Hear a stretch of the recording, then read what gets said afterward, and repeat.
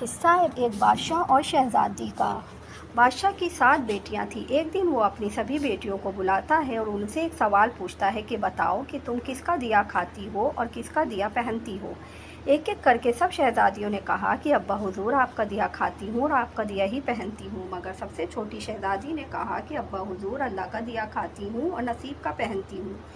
یہ سن کر بادشاہ کو غصہ آ گیا، کہنے لگا اے کم بخت، تو نے میری ناشکری کی ہے، تجھے سزا ضرور ملے گی۔ بادشاہ نے اپنے سپاہیوں کو حکم دیا، جاؤ اسے جنگل میں چھوڑ آؤ، میں بھی دیکھتا ہوں یہ میرے بغیر کیسے اللہ کا دیا کھاتی ہے اور کیسے اپنے نصیب کا پہنتی ہے۔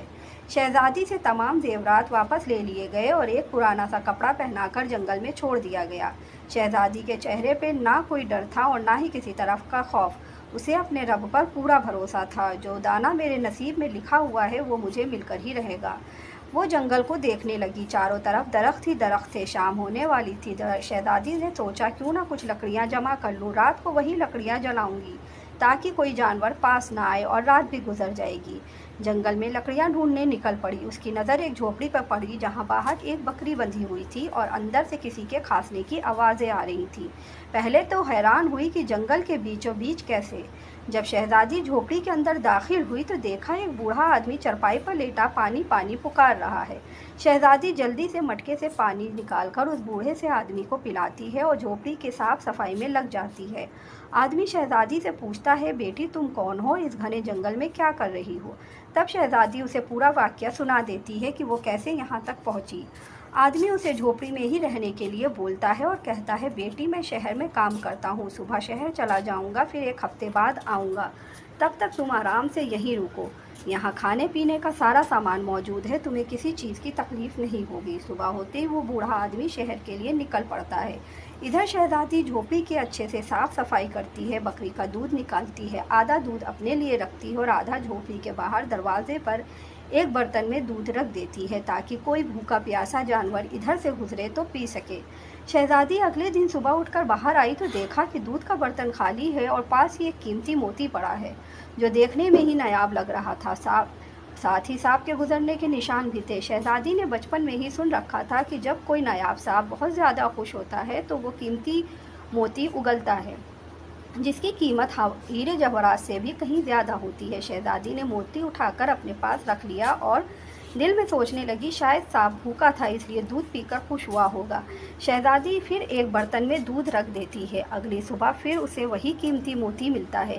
اسی طرح 7 دن گزر گئے، اب اس کے پاس 7 قیمتی موتی جمع ہو گئے تھے۔ 7 دن بعد وہ بوڑھا آدمی شہر سے واپس آتا ہے تو شہزادی اسے یہ موتی دکھاتی ہے اور سارا واقعہ سنا دیتی ہے۔ پھر شہزادی اس بوڑھے آدمی کو 3 موتیاں دیتی ہے اور کہتی ہے کہ شہر جا کر ان تینوں موتیوں کو بیچ دو اور آتے وقت محل بنانے والے مزدور کو لیتے آنا۔ باقی سارے 4 موتی شہزادی اپنے گلے میں مالا بنا کر ڈال لیتی ہے۔ کچھ ہی مہینوں میں جنگل کے بیچوں بیچ ایک عالی شان محل تیار ہو جاتا ہے جس میں شہزادی اور وہ بوڑھا آدمی رہنے لگتے ہیں۔ ایسا محل جس میں دنیا کے سب عیش و آرام کا سامان موجود تھا، بے شمار نعمتیں تھیں، نوکر چاکر سب کچھ تھا۔ شہزادی جنگل میں ہی ایک لکڑی کاٹنے کی فیکٹری بناتی ہے جس میں ہزاروں مزدوروں کو روزی روٹی ملنے لگتی ہے۔ دیکھتے ہی دیکھتے جنگل اب شہر بن چکا تھا۔ یہ محل ایسا خوبصورت تھا کہ دور دور تک مشہور ہو گیا۔ لوگ اس محل کی اور شہزادی کی تعریفیں کرتے نہیں تھکتے کہ شہزادی بہت نرم دل ہے۔ اڑتے اڑتے یہ خبر بادشاہ تک بھی پہنچ جاتی ہے تو بادشاہ کے دل میں بھی ملنے کا شوق پیدا ہوتا ہے کہ دیکھوں تو صحیح کون ملک کی شہزادی ہے جس کی اتنی تعریفیں ہو رہی ہیں۔ بادشاہ نے شہزادی کے پاس ملاقات کا پیغام بھیجا۔ جب یہ پیغام شہزادی کے پاس پہنچتا ہے تو شہزادی نے ملاقات کی ایک شرط رکھی کہ بادشاہ اپنی سبھی بیٹیوں کو لے کر ہمارے محل میں آئیں گے۔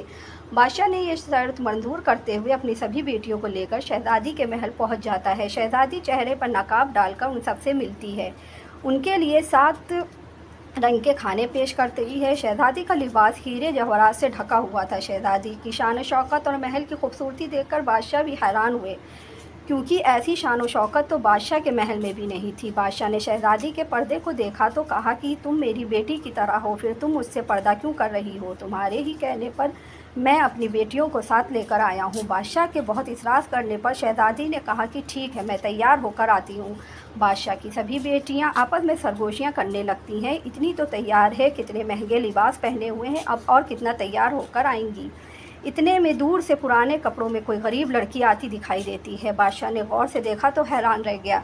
ये तो अपनी ही बेटी है जिसे जंगल में छोड़ आया था। तू अभी तक जिंदा है। मैंने तो सोचा था कि कोई जंगली जानवर तुझे खा गया होगा। चलो कोई बात नहीं, अपनी शहजादी को बुलाओ, मैं तुम्हें यहाँ से आज़ाद करवा के ले जाऊंगा। ये सुनते ही शहजादी बोलती है, नहीं अब्बा हुजूर, मैं ही वो शहजादी हूँ जिसे आप मिलने आए हैं।